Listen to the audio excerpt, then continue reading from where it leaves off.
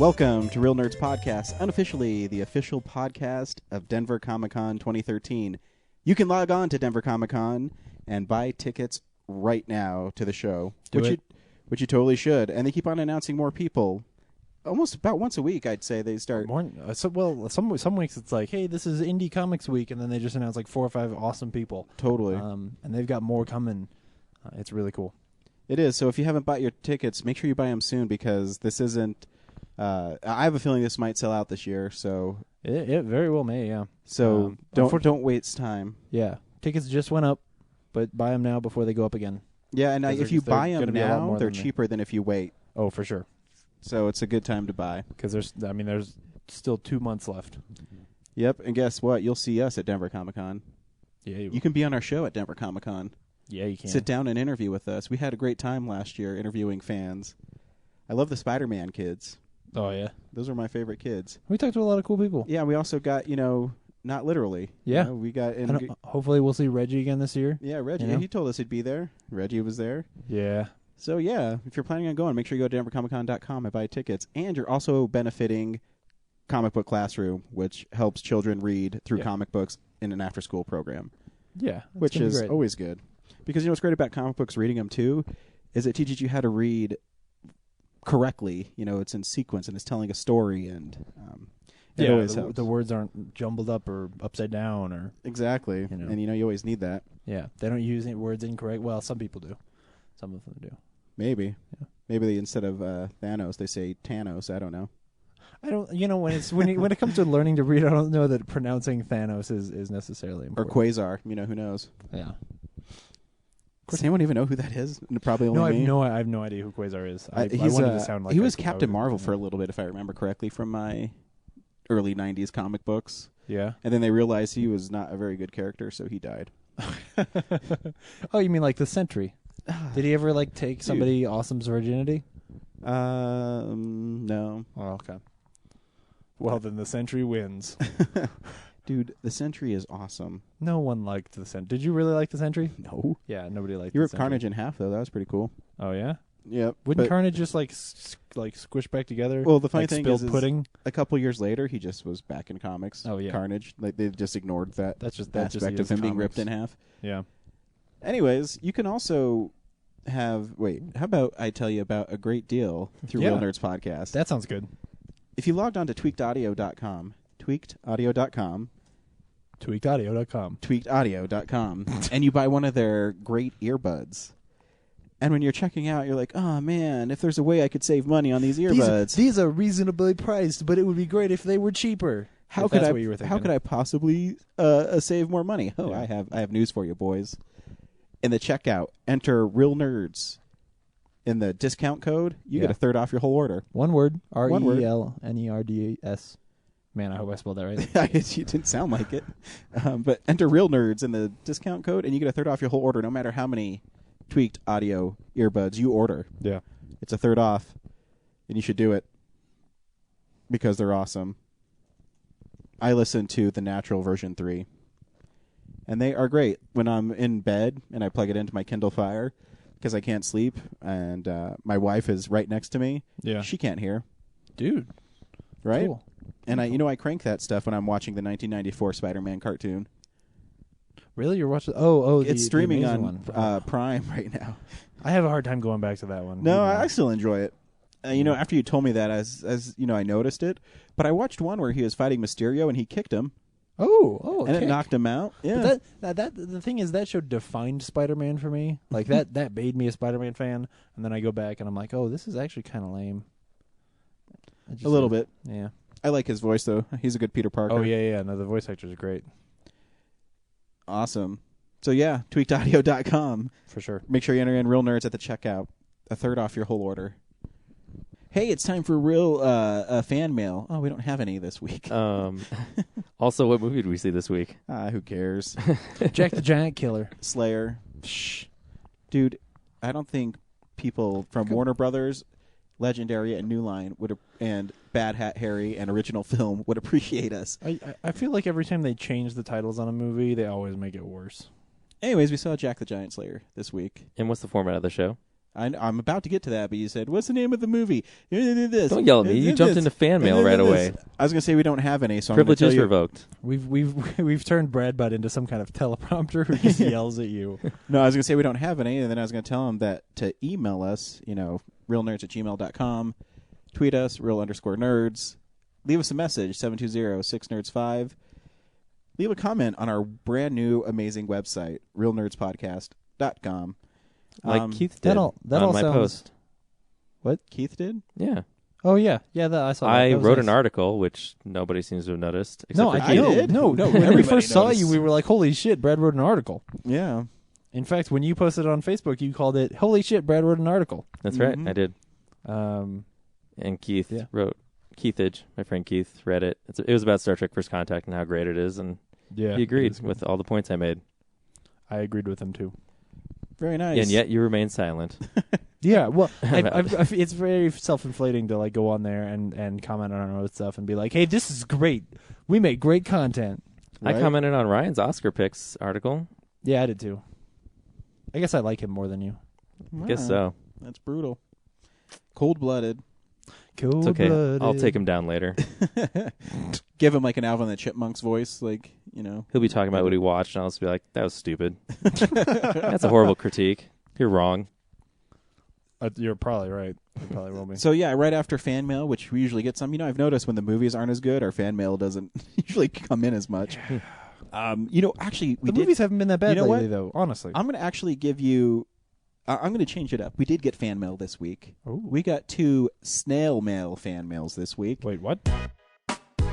Fan mail.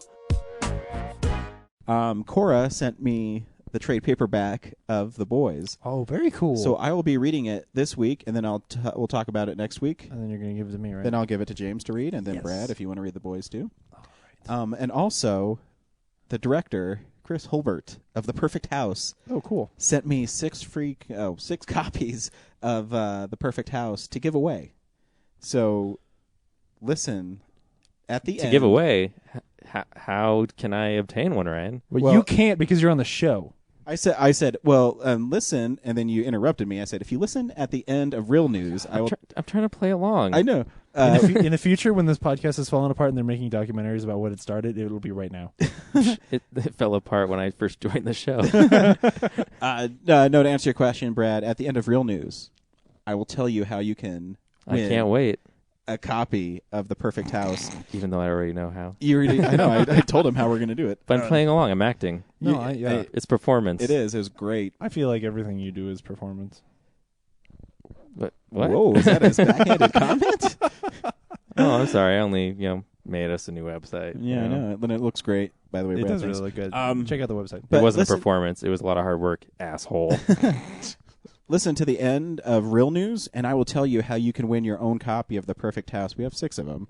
And if you like horror movies and you like anthology movies, you definitely want to win one of these. Yeah, and it's free. And I will also tell you, if you don't win, how you can access it on demand from our website. Ooh, And you can. There'll be a link posted as well very cool. to look from our website. And the director told me that if they click on it from our website, 10% goes to charity. Wow. So Very nice. stay tuned for that at the end of Real News, because I'm calling it news. And so that's how our show goes. We do fan mail. So thank you to actual snail mail fan mail this week.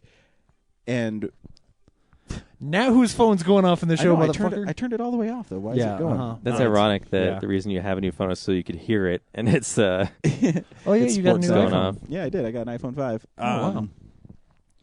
Anyways, what we do now is we talk about what we've been watching, and we could talk about, it could be a TV show, a movie we've been watching for the week, and then we go into some box office numbers. We do DVD releases. Then we do Real News. This week, though, we have something special. Ooh. Before Real News starts, it's going to be the first annual Nerdies. If you don't know what a nerdy is, it's because this is the first one we've ever done. Basically, we're combining the Dundies and what we wish the Oscars were. And me and Brad each have 10 awards to hand out. We were going to have 30 awards to hand out, but James didn't do his homework this week. I was busy. or didn't care. Yeah. So So I have to wait till real nerds to hear the nerdies? Man, I have to sit through all the stuff we've been watching. Yeah. You want to do it first? No. Why not? Because you gotta suspend. There's the anticipation. People are turning off the podcast as we speak, Brad. You better have something interesting that you watched. Me? I do. Well, so this week no. we're going to do the nerdies, and we'll do what we've been watching. Sweet. I did that for you, Brad. Awesome. I feel like it just needs. We have this week. We have a chance to make the format a little different for You're right. once. So Sure, you're fine. right. that'd be a good idea. So it'll be the nerdies. It's a combination of the Dundies and the Oscars. If the audience disagrees with me, they can write in next week and let us know. Yeah. Yeah. That But Brad has bad this is the ideas. first annual. It might be the only annual, but Yeah. for right now, it's the first annual. Well, last year James did sort of his own little Yeah. Yeah. I I mean, we do kinda the did same awards. kind of thing at the end of the year. Yeah, we usually do it for Film Explosion, but me and Brad decided to do one because it's award season right now. Yeah. Gives us something different to do during Oscar season. Yeah. So after we do real news, we do a comic book. Do you have a comic book for me this week, James? I do. Awesome. And then after the comic book, we go into the movie of the week, which is Jack the Giant Slayer. So without further ado, it's time for the 2013, or do we? It should be the 2012. No, it's Nerdies? 2013. But it's for movies from 2012. Yeah. Well, let's just call it the 85th annual Nerdies. Just call it the first annual Nerdy Awards. Okay, this is All the right. first annual Nerdy Awards. 2013.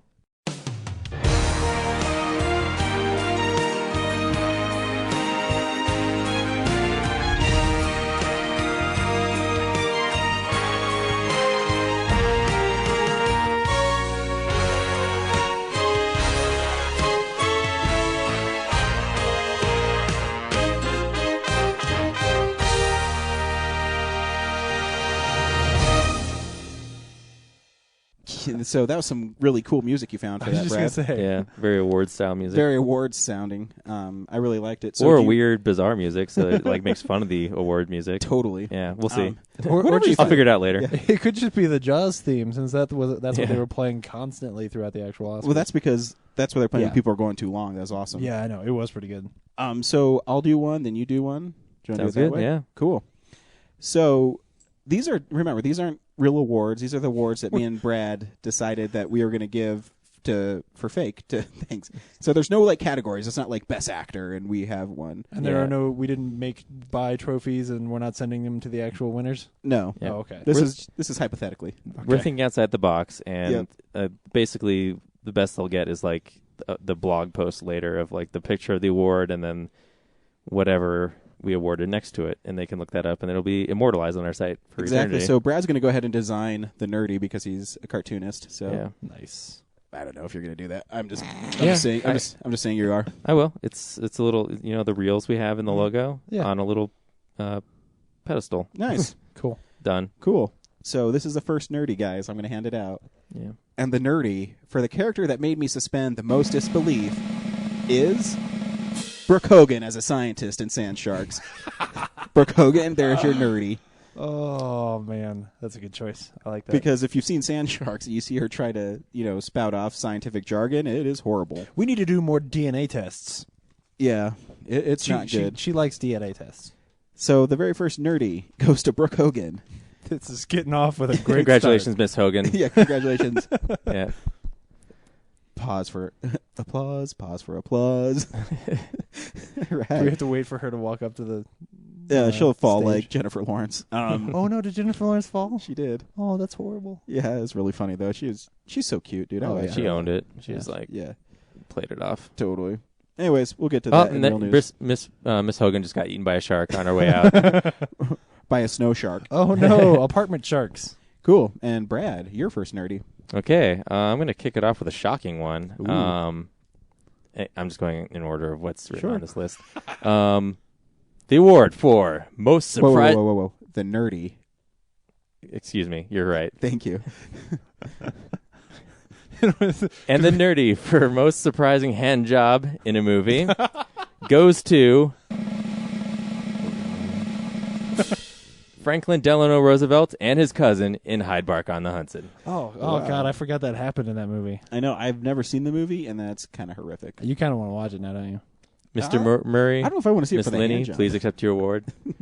Thank you. Thank you. Wait. Does he get the award? I feel like he has already It's a gotten shared enough. award. I think his cousin It should doesn't get necessarily the award. have to go to one person. Like producers get like 5 awards Yeah, when they but she announced did all the Best work. Picture, but you know, yeah, I guess she did. She did. I'm just saying, like, Well, she earned He it. has polio, dude.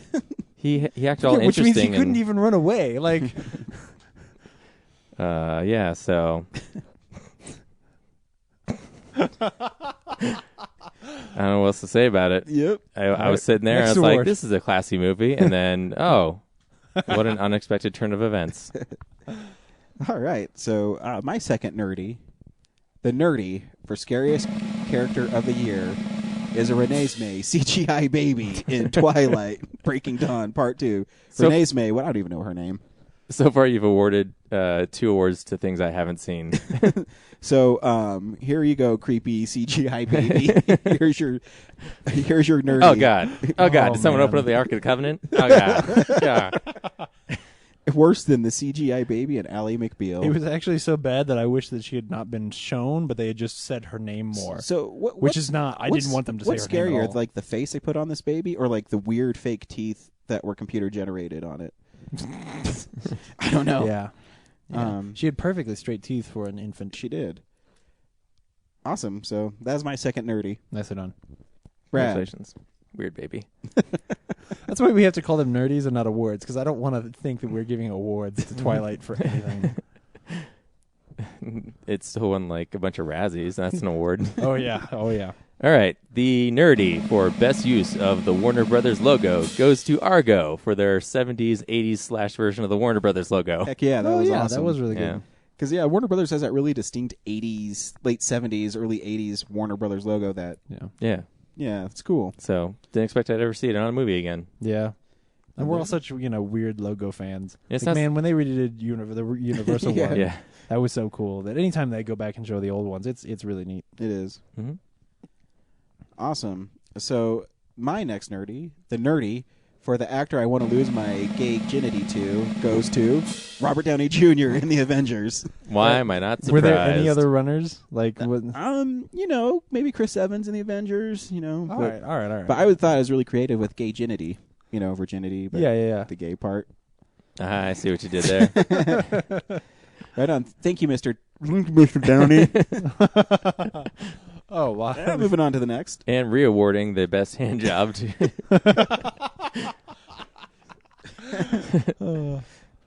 He's really grateful that he got the nerdy. I'm sure he is. Okay. Actually, I think in that case you would win it. What, me or No, Ryan would win it for doing all the work. you looked at me when you said it. I was like, What? what did I do? All right. The nerdy for best grunting in a movie goes to Tom Hardy in Lawless. What are you doing? I almost did a Lawless one. I'm glad I didn't. Oh no. Almost. Oh no. You can do a Lawless one. I know, I was gonna- There's no limit to which. I know my nerdy was going to be for the best full frontal nudity of the year. You know what? When I was making that. up my words, I thought you were going to write that one. Really? Yeah. I did not do that one. Instead, I Or totally best went, boobs. instead I went totally gay. So, what's your next one, Ryan? My next one, I have a couple serious ones. And so the We'll nerdy see. for making me feel 18 again goes to American Reunion. Like the movie isn't that great, but it reminds me of being in high school. And Yeah. so I kind of got the nostalgia feel to it. So thank you, Jason Biggs and Allison Hannigan. Even though Thank you so it's a much. movie about a bunch of people about to hit a midlife crisis.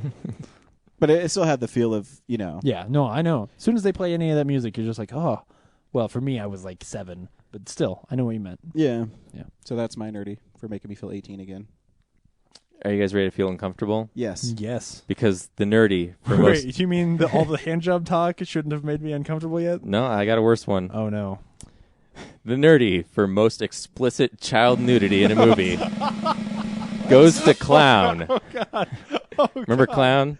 I talked about it. Yeah. What child I remember nudity Clown, is but why was At the there... very end of the movie, earlier in the movie, there's a scene where they set up that they took pictures of this kid's junk No. on their cell phones to make No. fun of him. No. And then later, that footage shows up accidentally at a slideshow at a party after they're rescued.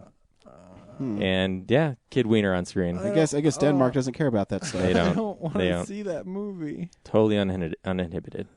I'm I'm not saying I enjoyed it. I'm just saying it was there. And it was the most I saw all year. It was not best child nudity. It was just the award for child Most explicit. Nudity. Yeah. I believe I was very clear on that. So Most keeping use. with the nudity What's theme, Huh? my next nerdy is for almost saw Jennifer Aniston naked, but was denied by objects in the foreground, and that goes to Wanderlust. You should rename that the biggest cock tease of the year. Yeah. So Jennifer Aniston, thank you so much for almost let me see your boobs. This is getting bad. Brad, your next nerdy. My next nerdy is one that I don't think you guys are surprised by, but it goes to the best death by unicorn in a movie. Nice. Yeah. Goes to the death Lincoln. by unicorn in Lincoln. When Lincoln was impaled by a unicorn. That's a revisionist tale. Yeah. In Cabin in the Woods, I believe I said that. Yeah. That's And great. anyone who's watched that movie knows exactly what I'm talking about. Very nice. So, again, my next two nerdies are for actually the real things. So, the nerdy for best use of a single camera goes to Silent House. If you haven't seen Silent House, it's all in one take, quotation marks. Forgot about that. But, this is a serious one. I just, it didn't get a lot of love, and I think it's like 30-something on my list of top movies of the year. Yeah. But it's the whole movie is relying on Elizabeth Olsen being on camera by herself for like 50 minutes. Right. So, and in a single take. So it's a pretty impressive thing. So Well, I think in the review you said you could tell where You they can. cut the different takes and together to look at like least one it take. seems like, there is. yeah. Yeah. People think that there are a few cuts in there, but you can't. They, even if they are really cut there, it's still like 40-minute sequences. Yeah, exactly. I mean, there's parts where she'd be walking for 20 minutes back and forth, and then every once in a while you could see... The one that I noticed the most is she was holding up a lantern, and she moved it in front of the camera, and so it like went past the camera, so you could kind of tell there was a break there. Mm. But it's still impressive that she was on camera by herself for the full time, and you have to be engaged by her. Yeah. Brad. I like how our awards show goes along much faster than the Oscars do. If you want, I could do some singing and dancing. Yeah, James, I could do a sing musical number. like a 007 number. Sing Skyfall for us. No. No. All right, the nerdy for most pussified version of Battle Royale goes to The Hunger Games. I like the Hunger Games. I don't care what you guys say. I know, but it's Battle Royale light. He didn't say it was bad. He just said it was pussified. Well, Yeah. I think that's implied in the Pussified award. Pussified's a positive term, right? guys? Yeah, I guess. Yeah. Don't be sexist. All right. The nerdy that makes us believe in love goes to Moonrise Kingdom. Aw. So there's for the cute little kids in Moonrise Kingdom. And watch out for lightning bolts, Yeah. Yeah. because you never know when they're going to strike. Or why? True. It's a, what do they call it? Act A of heightened reality movie. God. Yeah. Yep. Wow, I got a double awe from both of you guys. I didn't know my nerdy would move you guys so much. Well, It's a that's sweet movie. very nice, Brad. Okay. My next nerdy goes to worst song in a movie. And the winner is, the award goes to, Not really a winner in that second. most of them from the Lorax. Specifically that one where he's talking about being really greedy and having all the money. Yeah. That was so weird, right? Yeah. All of the songs in that movie are really weird. We need to fill time, guys. This Exactly. book is like 8 pages long. Yeah. Let's have him rap about being greedy. Oh, yeah. When it turns into a weird rap. I saw it twice because when my niece Taylor was here, she wanted to rent it. Oh. And I was watching it, and I said, oh, man, this is a piece of shit. And then it's hard because my niece Taylor says, oh, I really like the movie. And I don't think it's that bad. I don't think all the songs are terrible, just most of them. And then you were like, here, watch Army of Darkness and know what good things are. Exactly. And she says, why does he have a chainsaw over his hand? This is stupid, Uncle Rai. Shut up and watch the movie. All right.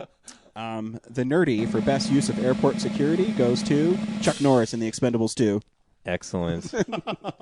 I like this award. I thought you were going to go with Argo. I was like, oh. And probably it explain totally what- took me by surprise. Have you seen Expendables 2? Yeah. Oh, okay, yeah. It's the part where he shoots that dude a bunch of times and kicks him through Right. airport security and sets off And the then metal that's- alarm. Yeah, exactly. Because of all the bullets in him. So, That's Nice. great. Yeah. So yeah, Chuck Norris winning awards. he needs them. My next nerdy goes to well, it's for the most likely to be cast as Tetsuo in an Akira movie, and that nerdy goes to the kid from Looper. Nice. Yeah. I was Totally. I was listening to an interview with Ryan Johnson with Kevin Smith, and he mentioned that it's purposely like that. Oh, really? That Yeah. was his Oh, inspiration man. for it. Yeah. Yeah. I didn't know that. So now you know. So if they ever make an Akira movie, then they already have.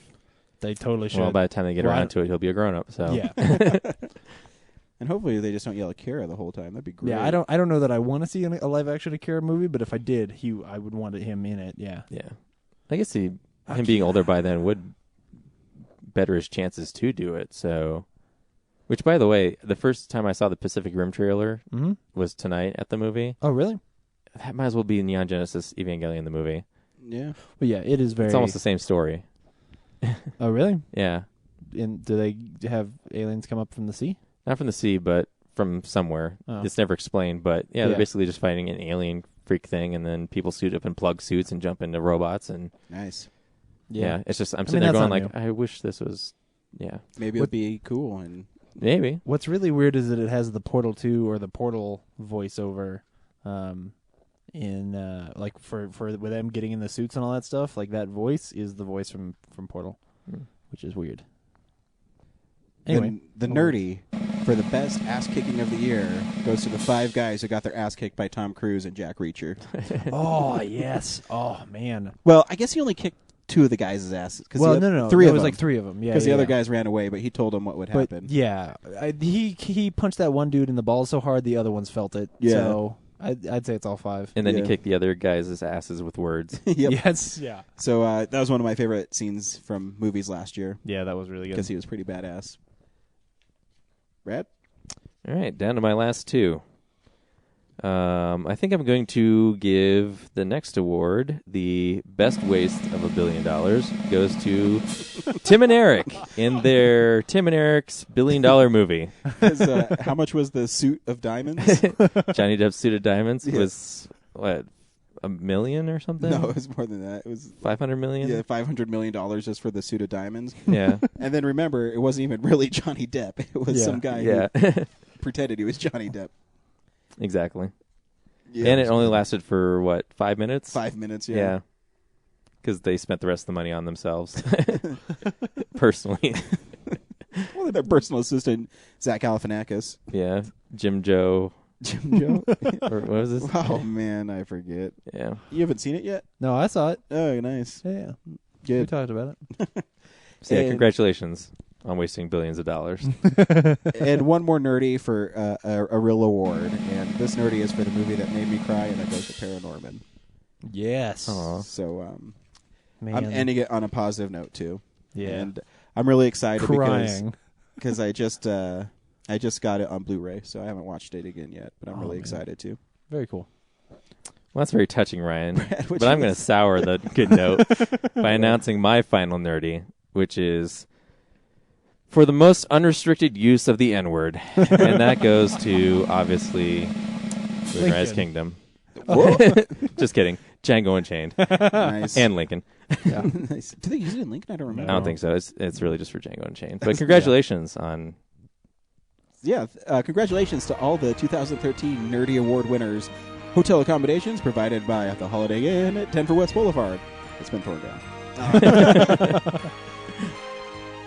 Well, that was fun. That was Yeah, fun. that was thing. good.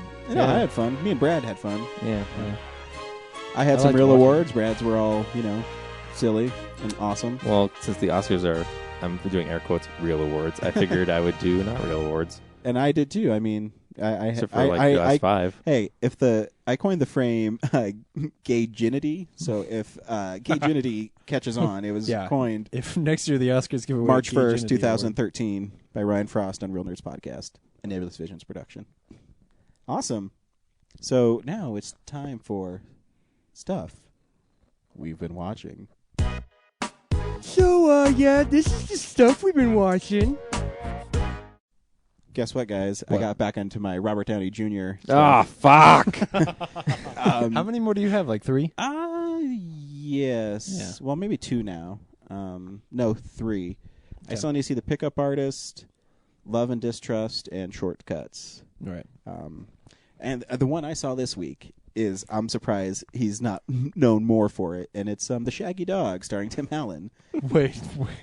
The remake of the Wait. Shaggy We Dog. had the remake of The Shaggy Dog. No, you didn't watch that. First of all, I didn't know he was in it. But second of all, you watched that movie? I own it.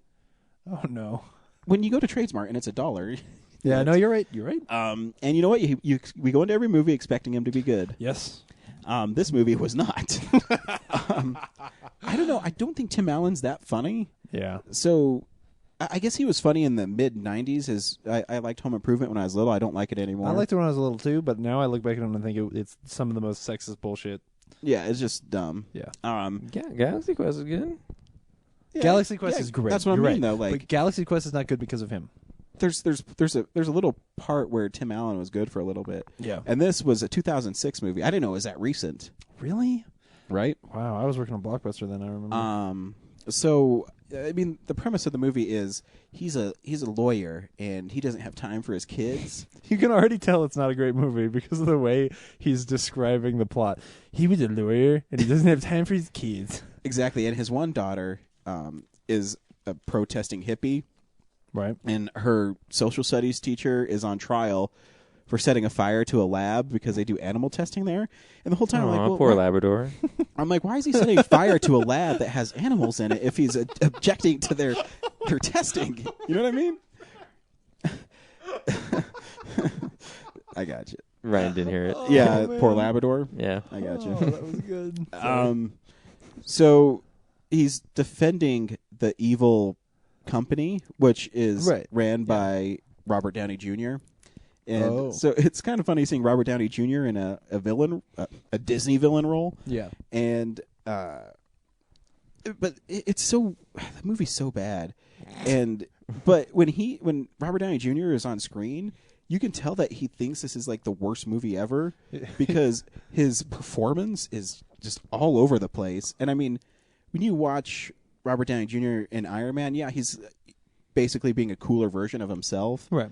But in this, so you guys have seen Robert Downey Jr. outside of movies where he's wearing like a sports jacket and not a tie, Yeah. and he has his like sunglasses on. Casual. That's what he's wearing through the whole movie. So it looks like he just showed up and started doing the movie. And I mean, this is a part where He's on set. He's like, I stopped doing drugs for this. exactly, because I think this was like one of his first movies where he actually started getting, bigger parts because he was in Right. Gothica and Kiss Kiss Bang Bang.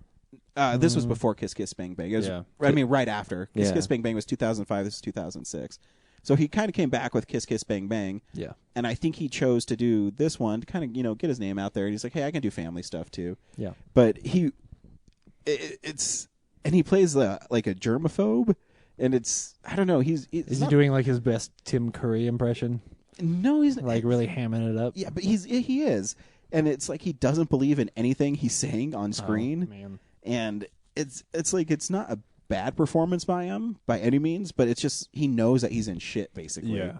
But where Tim Allen is, I'm a dog, and he really buys it. Yeah. Robert Downey Jr. is just like, dude, I'm here to collect a paycheck. And the kid actors in it are horrible, except for the one kid, Spencer Breeslin, who I loved in Disney's The Kid. Yeah. He's older in this, and I don't like him as much. I like when he was making fun of Bruce Willis. Is that why he didn't continue to be in lots of movies? Probably. Oh. And, of course, Tim Allen wants his son to play football in it, but he wants to be What a in dick. Greece. And because... See, this is that Yeah. same sexist bullshit again. Exactly. Like, what's wrong with being in Greece? I was in Yeah. Greece. You don't have to be a football star. Yeah. Yeah, but now you're attracted to Robert Downey Jr., so Dude, Hey, and that's okay. it's okay. It's a healthy crush.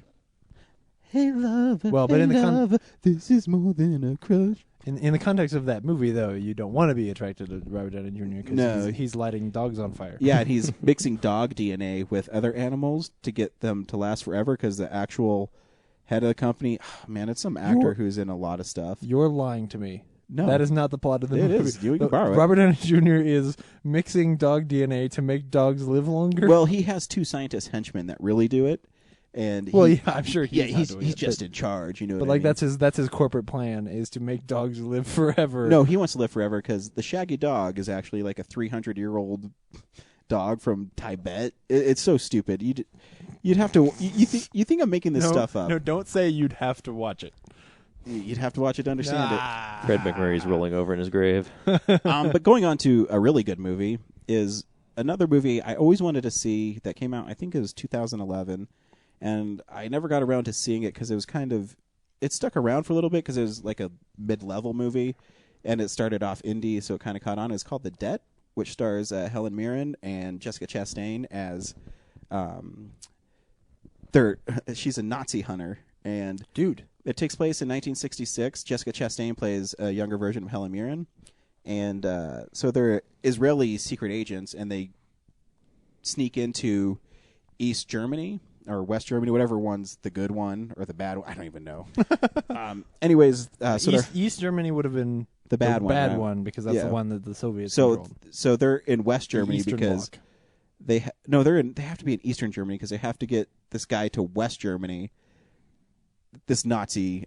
Anyways, it's a story about how they're hunting a Nazi killer from the Holocaust, and Sam Worthington's in it, and Your favorite guy. yeah. But you know what? He's actually pretty good in it because he doesn't really talk that much, and it's actually a really cool movie. I don't want to talk about it too much because it'll spoil the movie. Right.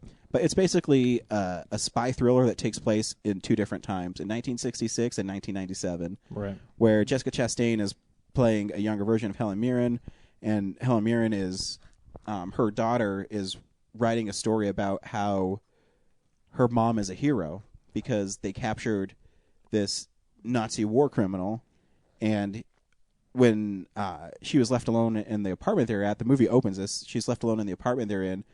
She's attacked by him, and he runs away, and she shoots and kills him.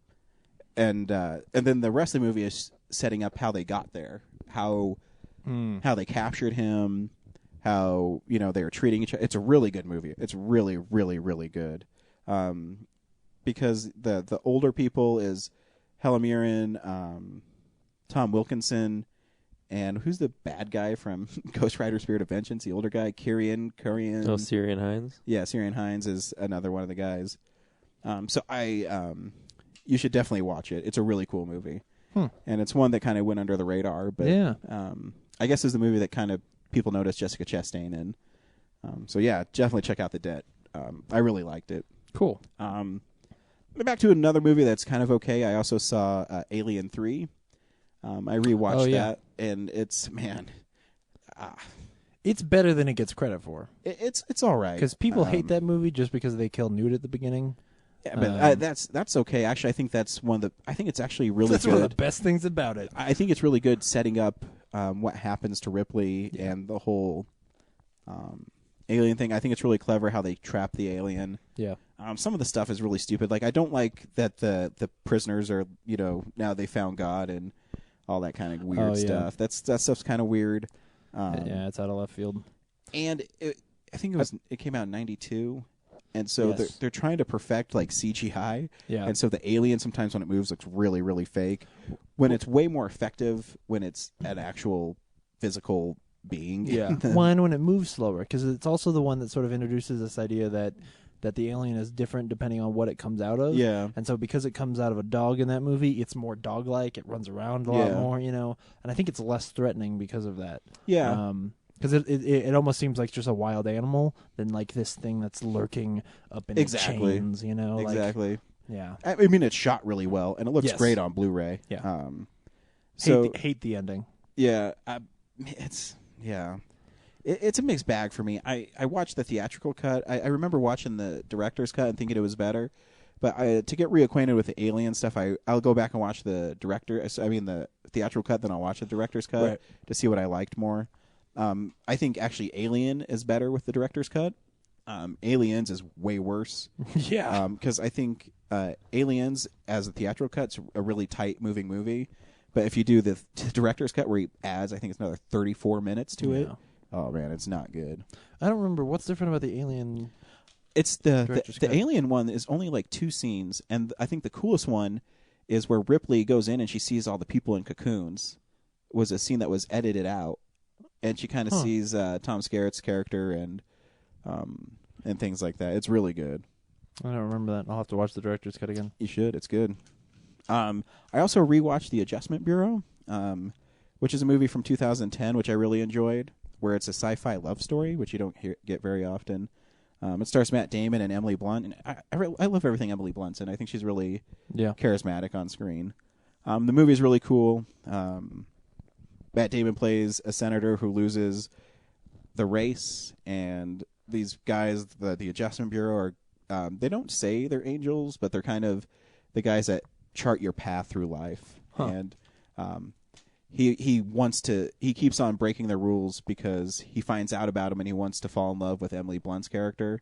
So he keeps on breaking the rules they set for him. And Gotcha. He's running from. It's a really cool movie. If you haven't seen it, I haven't. I might have to check it out. you should. And the last thing I watched is I rewatched Underworld because The first one? Yeah, because I found the Blu-ray trilogy on used at Tradesmart, but it was still in the wrapper and like it wasn't open, Dude. And I got that with The Town, so I paid $1 for the Underworld trilogy on Blu-ray. Yeah, or $1 for The Town, depending on how you're feeling that day. Yeah, yeah. Well, The Town was $17.99. Oh, okay. And the Underworld trilogy was $16.99, so I paid $1 for 3 Blu-rays. Yeah. And that movie is actually really good. I still think it's one of the most underrated kind of action-y movies that came out from that time. It's probably still the best thing Len Wiseman has done.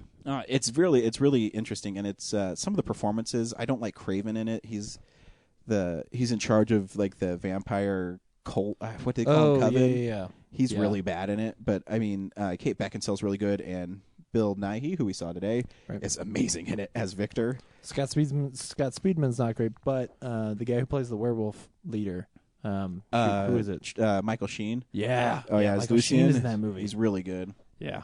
So yeah, there's some really strong performances throughout and some uneven ones, but it's shot really well.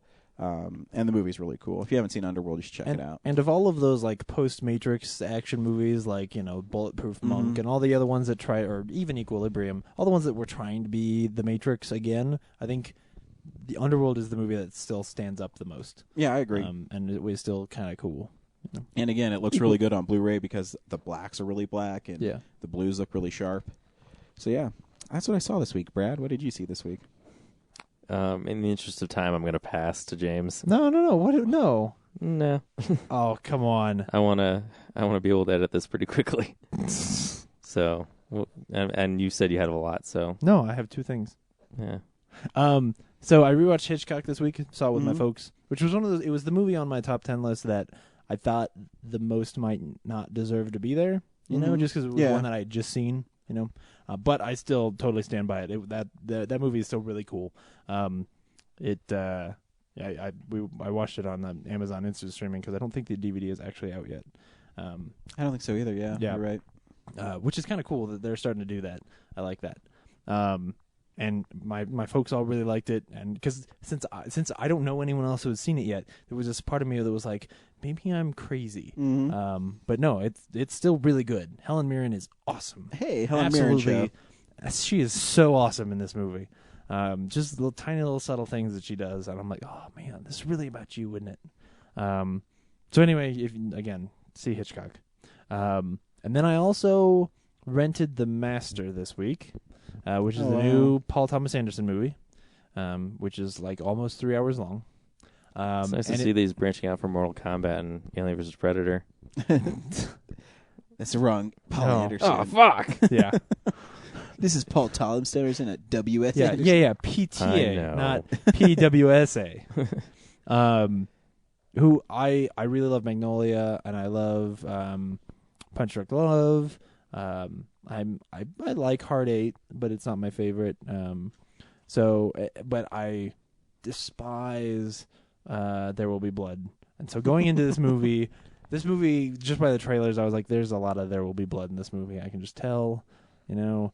And as soon as it starts, and he brought back the same like fucking obnoxious score.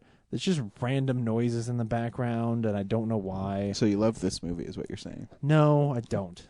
I don't know what the point of this movie is. Basically, the story is it's about this Joaquin Phoenix plays this guy Frank who after World War II, he's got like a temper, you might say. You know, he gets in fights, and part of that is because he's an alcoholic, and he comes into contact with this guy who is basically sort of starting and running a cult, and the whole idea is that it was supposed to originally sort of be drawing parallels between Scientology, but there's nothing very direct. They're not talking about that specifically really in the movie, but it's oh shoot, what's his name? Philip Seymour Hoffman. Philip Seymour Hoffman, yeah. And he and his wife Amy Adams have this whole group of people who are they believe that they are being reincarnated and that they can remember their past lives, and so we sort of see how he brings Joaquin Phoenix into the fold and sort of is going to try to fix him, and this, you know, how this cult works and stuff like that. But the movie gets so obsessed with showing us how the cult works and all of that I never really see a plot or any kind of conflict. So there's really not much driving it. So it really is just like scene after scene of them doing stuff that doesn't really make sense or have any weight to it. You know, yes, they're sort of trying to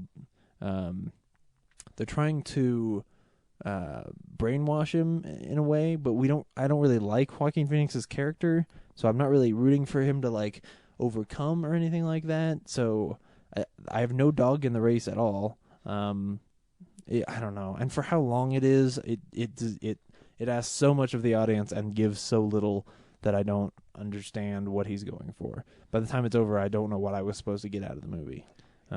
Does Hoffman ever tell Phoenix that he drinks his milkshake? No. There is a scene at the end. Like, there is this big, in quotes, confrontation, in quotes, at the end of the movie, that at that point I was like, oh, this is going to be the scene that somehow redeems all of this nonsense, where, like, you're really going to pull out all the, you know, the acting and all of the great writing that you can do and show me something and explain to me what this has been about this whole time. And he doesn't. Like, honestly, spoilers for this movie, Philip Seymour Hoffman sings a song and Frank cries, and that's the end of the movie. And the song has not, there's no meaning behind it. There's no explanation for what that means. And then it just ends. And I'm like, what? What? Yeah. Sounds great. I like There Will Be Blood better than The Master, and I hate There Will Be Blood. Wow. Yeah. Well, I'm going to rush out and watch that as soon as I can. Yeah, with that glowing review. When you guys rent movies, how do you do it? Because like this time for this, because you know it's a Paul Thomas Anderson movie, I was like, well, it's gonna be shot really well and pretty. So I went to Redbox and got like an actual Blu-ray copy of it. But like I said, Hitchcock I got on Amazon. Yeah. How did you see The Debt? I own it. Oh, that's right, you bought it. Do you ever rent movies? Yeah, I do. I have a Blockbuster up the street. Oh, that's right. right. I still have an account there, and every once in a while I'll go in and pick out a movie I want to rent. Yeah.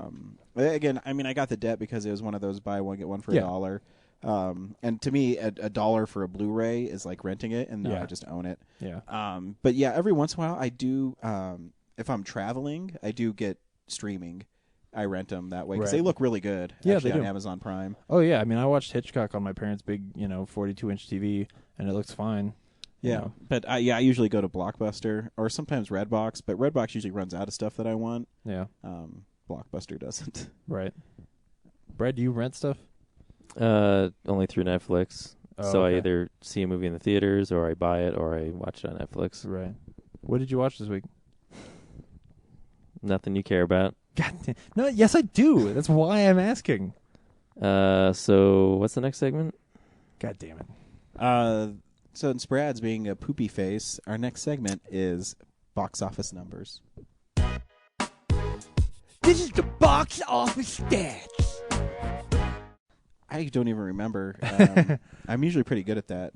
It's actually still Identity Thief. Oh, that's right. It came back to the top. Identity Thief At 14. At 14, Snitch was at 13.1. Yep. And So just below, not bad. yeah, everyone says that it's actually pretty good because his last movie, Faster, I think did 13.1 in its entire run or something. Man, that was where the he last... was his last headlining movie. Yeah, right. Where he's not part of an ensemble. Right. Yeah. Then there's no budget here, so we don't know how much money they. I'm guessing it are may be a losing, $25 but- million movie. Yeah. At most. At most, it because better there's a not be lot of more them than that. just talking. Yeah. Yeah. Nothing else from Nothing. last week. What is Escape from Planet Earth? Oh, that's a fucking cartoon. kids movie. Yeah, Yeah. every time I see it on here, I'm like, what is this movie? Still doing really well. Yep. I Sometimes it's all about when you release a movie. Yeah. You can go to boxofficemojo.com to see all box office stats. Cool. Things are coming out next week. They are. DVD releases and Blu-rays. The biggest one for me is probably Wreck-It Ralph. Oh, for sure. Um, I'm gonna wreck it. I'm really excited for to see that on Blu-ray, but it looks amazing. Yeah, for sure. So yeah, I think there's what else you got in there? I think I see Schindler's List. Schindler's List. 20th anniversary. Small Yeah, movie yeah, called yeah. Schindler's The List. big Blu-ray release of Schindler's List, which I still haven't seen. So maybe this week I'll buy Schindler's List. And I hope that's a Blu-ray book version. Just Ooh. return mine that you've had for a while. no, more than that, it's probably not a book version. And then 2 weeks from now, they will release a book version, and you and I will buy it again. Silently through stores. Have you actually bought that Like Jaws Jaws. version yet? Oh yeah, I've owned it since I first saw it. You son of a bitch, because I still can't find it anywhere. I showed you two of them that were all jacked up. I know, but I didn't want the ones that were jacked If up. I, I if know, I but I ever mean, see they're out one that's there. not jacked up, James, I will buy it for you. Thank you. I could get it on Amazon, but it's more expensive on Amazon Oh, than yeah. it is in stores. I only paid like $30 for it. Yeah, which it's like Whereas- $35 on Amazon. Yeah, $35.40. Red Dawn, that remake with Chris Hemsworth comes out this week, so you could check that out. That movie, The Untouchables, which people talked about a lot last year. So Frenchie. Yeah. Ryan's favorite movie that we didn't see last year, Playing for Keeps. Oh, dude, that's Gerard Butler. I The love Gerard him. Butler, the Jerry Butler soccer movie. I can't wait to see him in Olympus Has Fallen. Yeah. Well, that's a Gerard Butler movie. When he's in Okay. rom-coms, he's Jerry Butler. And then The Bay, which is this movie from the people who made Paranormal Activity and Insidious. And it's Barry Levinson, but it's like, I remember the trailer being really kind of creepy because it's like this bay and it has these parasites in it and it like eats people. Yeah, I think he got a good review in Yeah. Entertainment Weekly, if I remember You know, correctly. it's a little sleeper. If you're a horror fan, you should go check that out. Order you a copy. Has Barry Levinson done a lot of horror? Because No. I usually I think it's the first he time. does like comedy or drama. Yeah. So it might be shit. Maybe he's not very good at it. But you should check it out and find out. The lighter side of Barry Levinson.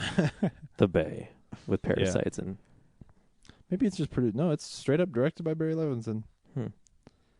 curious. Yeah. He's getting old. Maybe he's going crazy. Could be. Yeah. Time for real news. It's real news.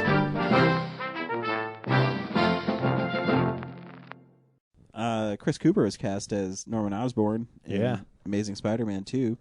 I Hopefully they name it Spectacular Spider-Man or something, but No, it'll be Amazing Spider-Man 2. probably. Because they have to save Spectacular Spider-Man title for when they reboot Spider-Man again. This to me screams he will not be Green Goblin. Yeah, I can't definitely. imagine Probably Chris not in this Cooper one. running around. No, I just mean period. Maniacal laugh. I can't imagine him as like an action villain. No? So unless they do like a CG Goblin, I think that this screams that Green Goblin will be Harry Osborn and not Norman. I don't know. I mean, is Willem Dafoe known as a big action guy? Alfred Molina? Platoon? I guess, yeah. I mean, he's at least... But 20 years removed from Platoon. Yeah, you're right. But he's stringy enough, like, physically, that I could see him doing it. Chris Cooper's a more, like, he's like a miner. He's a big, bulky dude underneath a suit. No? Am I crazy? I haven't studied Chris Cooper enough. I'm sorry. Well, I mean... You haven't looked at Chris Cooper with his shirt off enough times Yeah, sorry. to know if... See, I think you can, because remember, the thing is Norman Osborn is not, Spider-Man's age. He's going to be a middle-aged guy because he's You're Harry right. Osborn's dad. You're right. So, and he gets enhanced by the Goblin formula, so it's not... Yeah. And there's no way to tell, like, what what their version of the Goblin is going to be like in this version. In this one. I mean, he's not going to be a Power Ranger, but if he is entirely CG, then they could do anything. I know the thing that always worries me is they're going to make him like Ultimate Green Goblin. And make him really cool flying a goblin glider or something. But does that make him cool? I don't know. And then it makes him iconic, but I kind of like Ultimate Green Goblin. No, you don't. I don't know. You like the monster. Yeah. There's something Are you just about trying it. to start a fight with me like Brad did when he told me that the Spider-Man costume was what it is? Like, and especially if you're gonna do that villain again, like doing it in a different way. At least maybe he doesn't have to be like the Hulk, like he is an ultimate. But if he were like more of a monster, I think that'd be all right. Yeah, Than just like a guy in a rubber face. Yeah, I don't know. It's one of the things I always think the Green Goblin's the coolest character, but pulling him off looking in a movie is always hard. No, exactly. That's why I'm saying. But maybe they can do it. Who knows? Yeah. Plus, we got that new suit, which looks really cool. Yeah, the new suit looks awesome. I love the white eyes. Yeah. Yeah. It actually makes me more excited about that movie. The suit does? All right, cool. No, it does. I'm seriously. Yeah. Because it looks more like the Spider-Man that I know. What other news we got, James? Well, the Oscars were this week. They were. And that was shitty. Mm-hmm. And there's a great Sound of Music joke in it. Yeah. I really liked Seth MacFarlane. I thought he was really entertaining. And I didn't watch the whole thing because I had shit to do. But it was actually because I had to rewatch Justified, because I watch Justified twice a week because then I watch it with my brother. And this week's episode was so badass. I didn't want to. There was no question. I had to stop watching the Oscars and go watch Justified. Best show on television. Argo won Best Picture, which fine. I disagree, but fine. It's better than if like something awful like Les Mis or Life of Pi had won it, or in my opinion, if Silver Linings Playbook had won it. The weird thing about it is that it wasn't nominated for Best Director, so they're basically saying like, okay, this is the best movie made this year, but it would have been better if somebody who wasn't a complete piece of shit director had made it. Like I don't think they said that about Ben Affleck. No, well, they don't nominate him for director, as if to say like, well, this movie wasn't well directed, but it's the best movie of the year.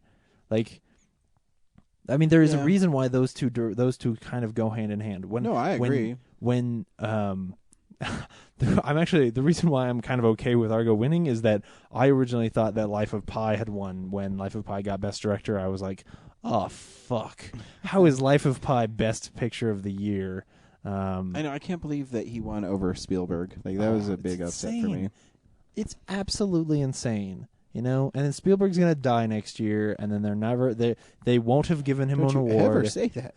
No, I'm just saying. Like, he's won 2. Yeah, I know. But he needs to win more. He does. Are you kidding me? Did you see Lincoln? He has as many Oscars as Ang Lee. Oh, I hate you so much right now. I hate you so much. Oh, fuck. I mean, Steven Spielberg is probably the greatest director of all time. He is. I think so. I think Straight so, up. too. Yeah. But I feel the Oscars are completely inconsequential, so it doesn't matter. I think it's too bad. Hollywood rewarded themselves, and yeah, that's the end of it. But the problem is Argo's when not they necessarily when they do picture. it with this way, where they're giving like best visual effects to Life of Pi, which is a movie that looks like hot garbage. It feels more masturbatory to me than what I like. I want the Oscars to be important, and I want them to be good because they tout themselves as like this celebration of film from that year, and then they do this kind of bullshit, and you're like, wait, who is this for? Like, if they really are inconsequential, like you say, then why is it even on fucking TV? Like, I would much rather at this point see, like the DGAs and the W. Sorry, what?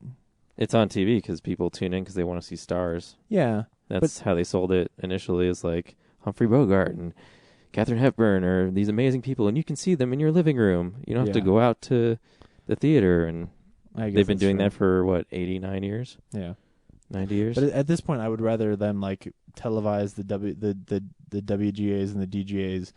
These awards that I feel like are actually awarding, people for being great artists. Where everybody is getting the award, and the person who wins in quotes is sort of an honorary title, but everybody gets the award anyway. that kind of stuff where it really is just a celebration of great work. Who won Best Adapted Screenplay? Best Adapted was Argo. Was it? Okay, so that makes sense that it won Best Picture then. Yeah. I feel like in the age we live in, it seems totally plausible that we could have an award for film in everything that people with cell phones could vote from. We do, And but it's the People's Choice Awards where they set up the only nominations. Like they do the nominations, and everything is like Best Kiss goes to Twilight because the other choices were some other garbage movies. Like they Speaking because of which, did you see Kristen Stewart on the Oscars? Oh my God, she did not want to be there. No, and she comes out with Daniel Radcliffe, and Daniel Radcliffe is really nice and and everything. And then she goes, "I'm on drugs." Yeah, I'm so important because I was Bella Swan. Anyways, you were saying? Well, I'm saying, like, why can't we nominate him too? Like, why do we have to have a third party? No, I agree with have you. options for us. I mean, we don't even need them. Like, we know what movies came out.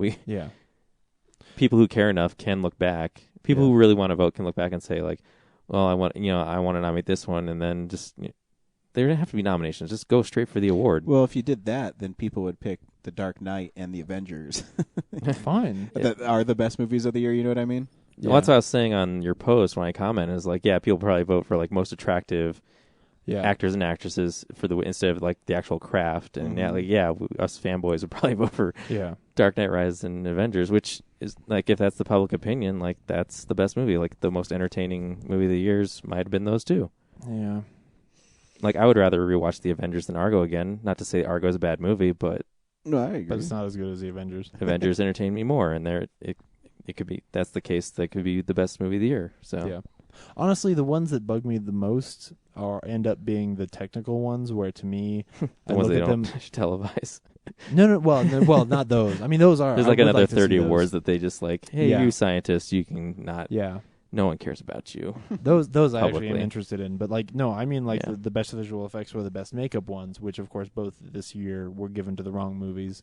Those are the ones that bug me more because those I feel like anyone can look at those, and if you're actually judging them on what I think would be the normal requirements for that category, like anybody's going to look at Life of Pi and go, oh yeah, those animals, like the tiger looks good, but there's a lot of stuff in that movie that doesn't look good. I don't know. Yeah. And then you look at things like The Hobbit, or the truth is Kon-Tiki, which should have won that award but wasn't even nominated. Anyway, they're dumb. Seth MacFarlane was really good though. Yeah. I like the song about the boobs. Yeah, the song about boobs was awesome. Yeah. Also, the producers of Paperman got kicked out because they were throwing paper airplanes all over the place. Oh, boo! I know, I know. To me, I'm like, no, it's a celebration, man. Of course, if they pop somebody's eye out, that's not cool. Remember when Trey Parker and Matt Stone showed up wearing drag? Yes. Yeah, that was awesome. Yeah, it was. Oscars need to pull the stick out of their ass, lighten up a bit. Oh, for sure. Especially when you invite Seth MacFarlane to host you're going to throw someone out for throwing paper airplanes around? Right? Yeah. It's so stuffy. Last week we talked a bunch about Ninja Turtles, and Brad said he doesn't think the movie's ever going to happen. And this week, the Ninja Turtles got pushed back a year to 2014. So Brad might be right. Actually, it only got pushed back a month because it was already scheduled for May 2014. And it's going to June now. Oh, really? I read, yeah. Oh, okay. But still, I am prophetic in that it is slowly getting pushed back. Yeah, absolutely. They're probably like, Megan Fox needs a few more months to learn her lines. She has hard words like reporter. She's got a whole 3 scenes in the movie. Radioactive? What's this word? They're not radioactive. They're from another planet. Oter's boss? She's not retarded. Maybe. Well, yeah. Have you ever seen her act? Yes. You have? Oh! Yes. Yes. Oh, that was good. This is actually something we were supposed to talk about last week, but Bryan Singer, in an interview when talking about Days of Future Past, said that the new script for Days of Future Past is going to fix The Last Stand. So I have a feeling that my little prediction there about like, oh, well, maybe they'll do like an alternate universe thing where they'll do something where they'll come back and save Cyclops and all that, all those people who died, and not from have the being leader killed. of X-Men die off screen. Yeah, That'd be great. Because that was always my biggest fear, was that like they're taking these two franchises and trying to bridge the gap, and as they do that, they legitimize The Last Stand more and more and more, and eventually they're gonna have to make a sequel to The Last Stand, and I don't want to see that movie. The So sequel, this sounds but good. it was the last one. Yeah, well, because There are no more stands. The movie after that is going to be like X-Men: The Search for Xavier, where they have to find a way to get Xavier out of a coma.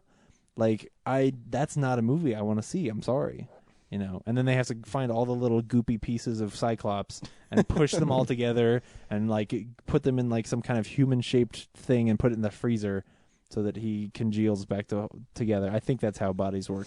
Yeah, it's part of Weapon X program, probably. Yeah. Oh, there you go. Yeah. Yep. If It's you call it mutant Weapon X, mutant science.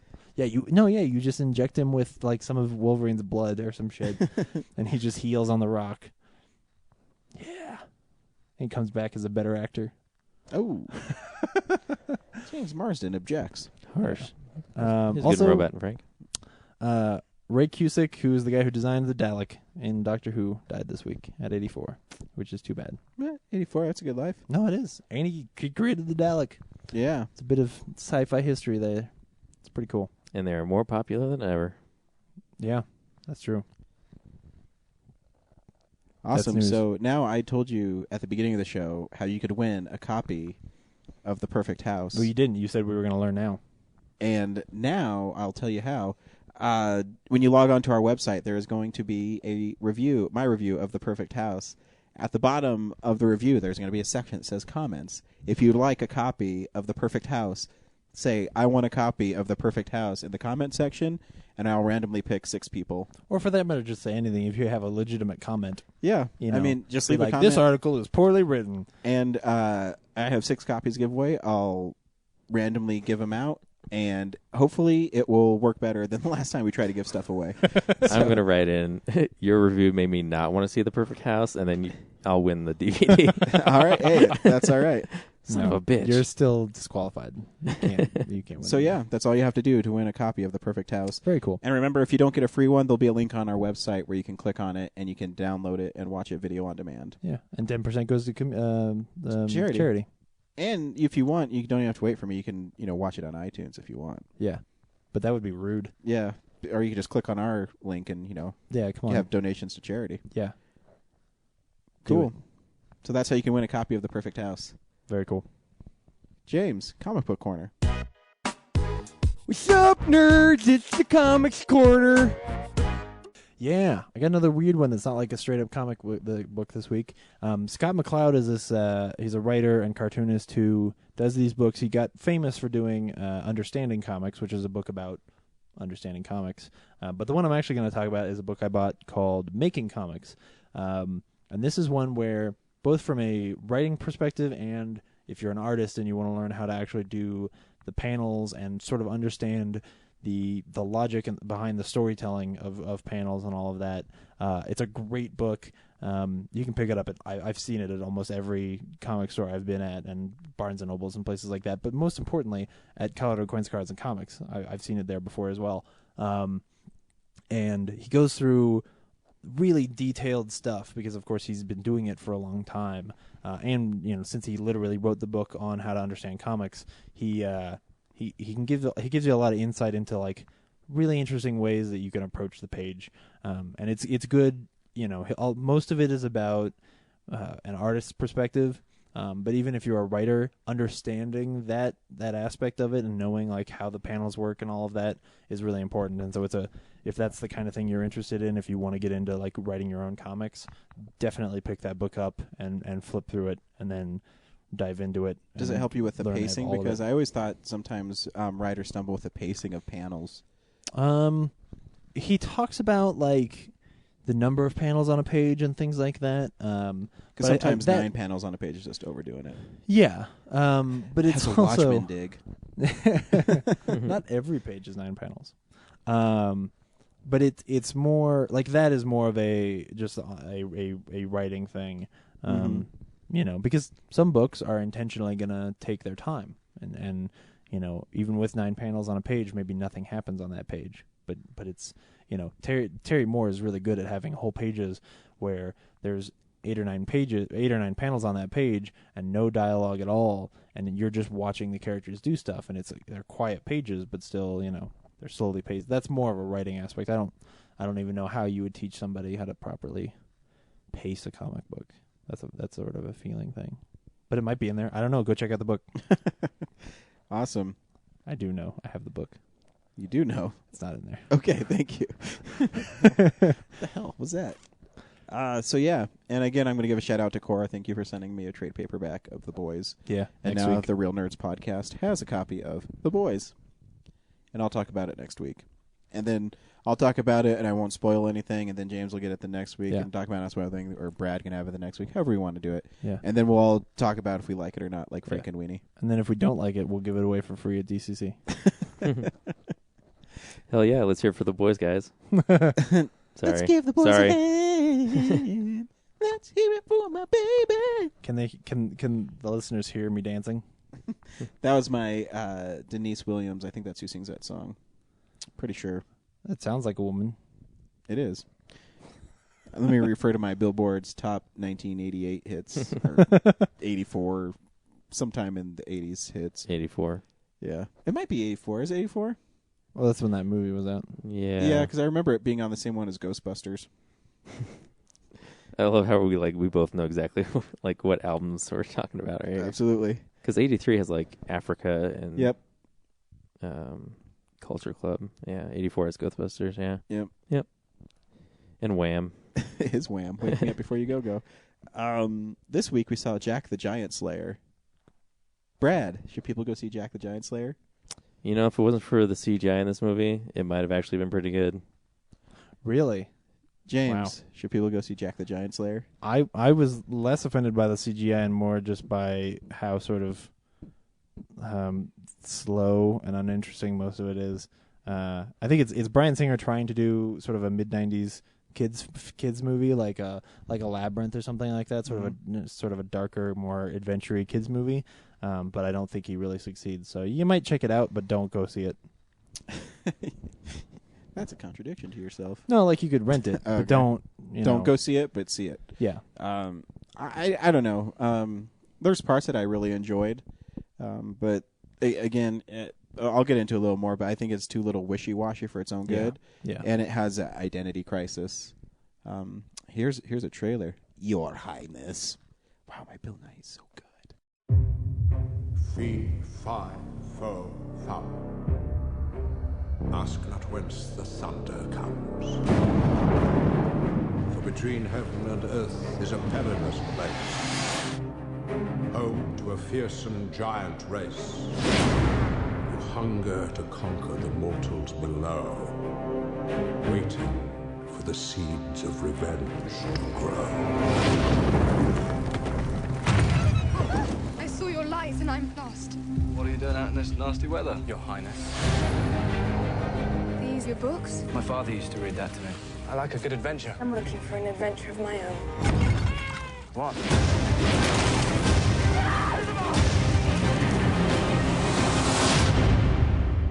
Am I dead? Not just yet. The legends are true. Elmont, assemble a team of your best men. Yes, sire. Bring back my daughter. Your Majesty, I want to volunteer. What do you suppose is up there? I never suppose. I simply prepare for everything.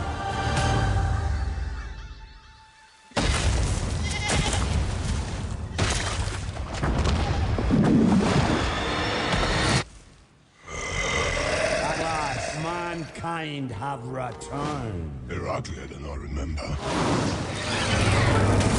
My mission is to find and return the princess. Tomorrow, you shall return below with me as your new king. Are you mad? I'm talking to giants at the moment.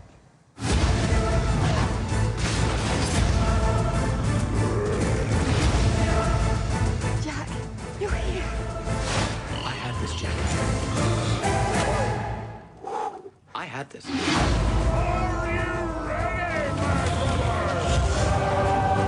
Let's cut a few of them down to size, shall we? Another way out. Make everything sounds so simple. Simple farm boy. Not at all.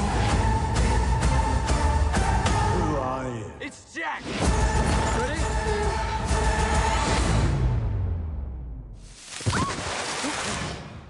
That worked out better than I expected.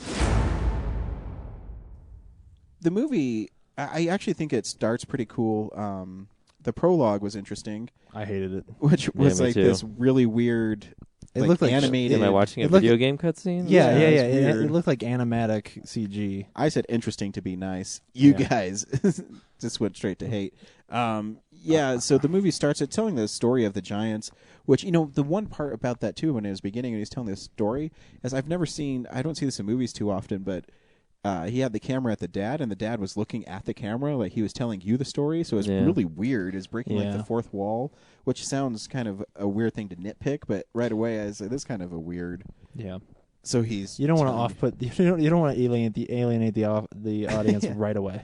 But yeah, the whole prologue, I was so distracted by how awful the animation was Yeah. that later on in the movie, I'd forgotten exactly what the story was, so I was constantly trying to figure out why do they care about the crown again? So you don't think like it was trying to be creative through wood carvings that the story was told? I'm just asking. No, I really didn't. I think that the introduction to Hansel and Gretel, like that prologue, was far more artistic and interesting Yeah, than because this Hansel one. and Gretel's awesome. I Yeah, felt it like, is. Yeah, I felt like they were trying to go for art style. It just wasn't distinct enough. Yeah, I guess that's right. It really did look like just like you said, like one of the cheaper video game cinematics.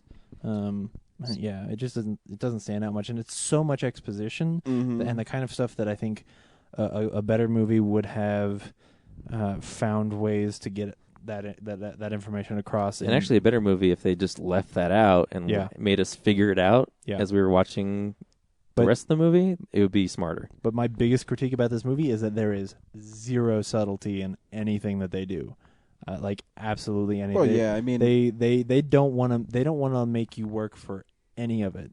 To the point at which he gives you shots of like every location of every item, so that you always know. So that like when the bad guy is climbing up the stalk, there's a shot of like, hey, he's got something in his satchel. I bet it's the crown. And you're like, did I need that, or could he have just pulled it out later and gone like, oh, he had, like it shows you absolutely everything, so that you always know what's going on, and never asks anything of you as an audience. Yeah, I mean, the movie is you're following Jack, obviously from Jack and the Beanstalk, and you're never told why his parents died and why his uncle has to watch him. Yeah. I guess the plague. I guess they said the plague. Yeah. I don't even think you need to know either. Yeah. Like, it's not that Anyways, he important. tries to sell his horse. He goes in. He saves the princess, and James's favorite part, Warwick Davis, is like the court jester, kind of leading a play about Eric the Great and who stopped the Giants, which was actually kind of interestingly like portrayed, where like there was a big dude picking up children and the children were screaming. It follows a lot of what you expect, where the princess feels trapped in her life as a princess, and she breaks out and she happens to run into Jack's home, and the beanstalks grow. I will say, I think sometimes the CGI is really good, and then other times it's horrible. I think sometimes some of the Giants looked really good, and then other times I think they spend a lot of time so close to the uncanny valley that it's distracting. Which, if you don't know what I'm talking about, is that line between being perfectly realistic and not being. Yeah. I almost feel like the details are realistic. Like the skin looks really good, but the faces don't. If that makes sense, like it's more of a design issue than a rendering issue. That's what it felt like to me. They kind of look like the Giants from Wrath of Titans, or was it Clash of the Titans? Was it the one last year? Wrath of Titans is the second. It's made one. by the same company, so probably just recycled them. But yeah, there's parts that I really liked. I thought the two leads actually had really good chemistry together. Yeah. But when I said identity crisis at the beginning, sometimes it is going for the broad humor for children. But then there'll be parts where the giants pick up people and eat their heads, and Yeah, I mean but- the giants are genuinely scary in it. You know, they're not. I mean, I thought the part where they come down again and the beanstalks and all the forest is being torn up and then they burst out, I think is really cool. I that was the moment where like suddenly I was back in it. Like we'd been here for an hour and a half, and as soon as those giants busted through the trees, I was like, oh, this is what I've been waiting for. Like this is why Bryan Singer's been trying to make this movie for so long, because you know, we were about to have this, you know, human versus giants war.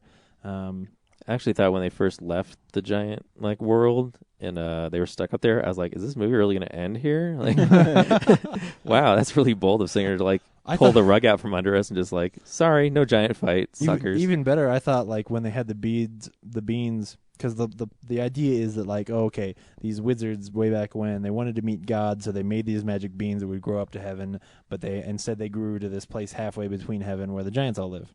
And when the giants threw the beans down, I was like, this would be really good if right here, like the beanstalk grows up to heaven, and then the giants climb up there, and the rest of the movie is this existential conversation with God and CG characters. I was actually sitting there going like, what if they went higher? Yeah, like, no, exactly. Like what's above the giants? Yeah, right. And what do they find? And then then the whole human story just gets discarded. Yeah, they go up there and they ask God, like, you know, hey, why did you make us, or what are we for, and why is there pain and death in life, and like, you know, why are there only male giants, and why are we all hideous? Where do we come from? Why does one of us have a second head, and why can't he talk very well? Because he's retarded. Hey, who birthed us? Because there's no female giants. Where do we come from? Yeah. Why are we? Yeah, I mean, there's some parts that work. I think like Ewan McGregor wasn't that good in it, but I don't think it was his fault. I think he was just given those stupid. I think he did his best with what he had. Yeah, there were some scenes where I was like, yeah, fuck yeah, Ewan McGregor. Like when he was gonna go back up, you know, and fight fight the guys. I was like, yeah, all right, you know. Yeah. Or even a few of his lines when he's fighting the bad guy. I was like, okay, cool, you know. He's shown us having like this really close relationship with Eddie Marsan, but Eddie Marsan's like gone within 10 minutes. You don't feel a connection at all. Yeah. He's got a good haircut. I like his haircut a lot. Yeah. You know. Yep. I don't know what else. I like seeing Ian McShane, but again, he's given very little to do except be like king stuff. Is he really short, or do they? Yeah, he's short. Yeah, he seemed really out of. I don't usually comment on this stuff, but costuming in this movie is horrible. Like anytime that there are kings and they're all like just decked out in gold, I'm always like, oh, come on. Ewan McGregor's costume was kind of cool. Yeah, his is cool, but the rest of them, they were all too clean. You know, like, and maybe that's just a very like modernist way of looking at like. I don't know, too. I know what you mean, though. What costume actually bothered me was Jack's, because he had a hoodie. Yeah, like he's that's so right. You know, cool and but he's not cool. Do they have hoodies? Or when the princess gets her like gold armor, I'm like, which I thought was to like go into battle, but it's just for riding. Yeah, so you can pick them off easy. Yeah, yeah, exactly. I did we know like which how, one's the king. How the giant with two heads died, though. Yeah. I wanted to bring that up. Yeah, that was one of those moments where I thought, like, oh, this is one of the things. This is one of the ideas that stuck in his head, and he was like, I have to see this. Yeah. Which it is really cool. Before that scene, I was like, are they ever going to call back to that bean he stored away? Yeah. Like, and then also I was sitting there thinking, how can they possibly defeat these giants? Like, what could they do? There's like, I can't think of anything. Because they shot him. A couple arrows took the giants down. And the which giants at that point you're like, why didn't you start with trees that? on fire? Into him. And two, I guess they never really established how strong the giants were. Yeah. Because they had a hard time pulling down a drawbridge, being held by a bunch of guys. The equal number of human beings. Yeah, but for some reason they could pick up trees out of the ground and throw them. Yeah. So and they can they can rip wood out of the ground, but they can't break a wooden bridge. Yeah. So to me, there's little inconsistencies in it. And they can bash open an iron gate in 2 seconds. Yeah. But can't pull down a wooden drawbridge. I feel like just snap on its own. Yeah. I feel like in the original scripts there was probably a lot of really badass like fighting there, and then somebody said like, "Hey, we don't have the budget for this." And also you've been cutting away from all the deaths before this. If you want this to be a kids movie, you need to leave all that out. Yeah, I mean, there's some parts though, you know, because they'd always show just like little slivers of super hardcore violence. Oh yeah, you know, people being stepped on, getting eaten, getting smashed into trees. Well, but a lot of it you didn't directly see. Like the people getting eaten, you never saw them get eaten. It was they'd cut away to like Ewan McGregor's face, and he'd make like that, you know, Forrest Whitaker face, you know. It's a Forrest and, Whitaker face. You know, like from the anyway. I don't know what you mean. Never mind. You know, they'd look like, oh no, I'm seeing something horrible. But all we would see after that is like, well, they're holding a body, I guess, but there's no head. Yeah. You know, but there wasn't a lot of blood. But then that last scene where the giant dies, like an eyeball pops out at the screen, like which if that were in 3D would be popping out directly at you. Why did they kill a princess right away? Does they say why they didn't? Why they what? Oh, why they didn't kill the princess right away? I think they wanted to know if there were more coming. Yeah, they wanted to find out how she got there so they could get back down. But I'm pretty sure that if you found a human in Giant Land, your first assumption would be beanstalk. Like that's the how else do people get to Giant Land? Elevator? Maybe. You know, some kind of other magic. But yeah, it's a really plot device. Is the reason why they didn't kill her early. Gotcha. Romantic interest. That was my other big problem was I was like, okay, this whole movie, like she's having this crisis of, princesses are really useless things, and everybody's telling her like, no, you have to stay alive because someday you'll be queen, and then you will be able to make the world a better place. And then, of course, Jack saves the day, and Jack comes out and puts the crown on and makes the world a better place. And I'm going, oh, so princesses are really useless things. Like, I know they should have had her come out. Like, yeah, like why didn't she get the crown? When the scene ends, you would assume that he picked it up and is controlling him. But if it had been revealed when she walks through the crowd that it was her that's wearing it, right?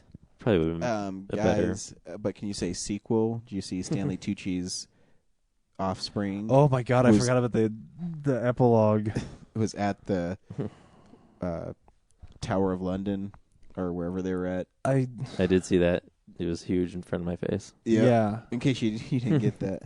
Hey, did you not care about any of these characters and don't want to see an epilogue about them? How about we jump forward 2,000 years and go hey, this is what they did with the crown. I think maybe if it took place nowadays would actually might be pretty cool. That might be really cool, but that's a different movie. Yep. I'm just saying that like they win the day and then they just cut away to like, this is what happens to the crown. I don't give a shit about the crown. This whole movie has actually been about how the crown jewels were created. Yeah, but dude, how about giants fighting like jets and stuff? Oh, that'd be so sweet. Rips one out of the sky and tosses into the ground. The jets immediately win. So I guess win. it'd be Godzilla or King Kong. But and once we invented flying, wouldn't we have found the giants?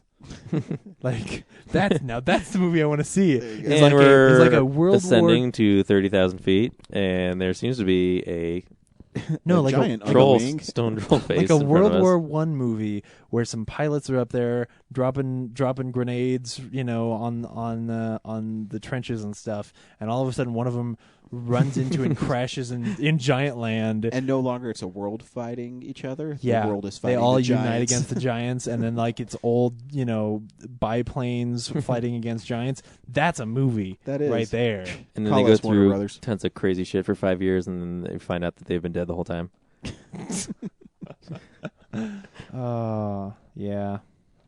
Next week, we're seeing Oz, the Great and Powerful, Sam Raimi's triumphant return to movie plexes around the country, which I can't wait for. It's the first movie that I actually think might take over Hansel and Gretel as the best movie of the year so far. Maybe. It's going to be tough. Which Brett has still not seen. Nope. Hansel and Gretel. Is it still in theaters? I don't think Probably so. not. I think nobody wants to see it. No, I made like something over 50 mil. Oh, good. That's pretty good. That's good. Best movie, 2013. Made 5 times as much as The Last Stand, starring Arnold Schwarzenegger. It was 5 times better than The Last Stand, starring Arnold Schwarzenegger. You can email us, realnerds@gmail.com. You can tweet us, real_nerds. You can call us, 720-6nerds5. You can go to our amazing new website and leave us comments. Remember, leave a comment on the Perfect House review to win your copy of The Perfect House.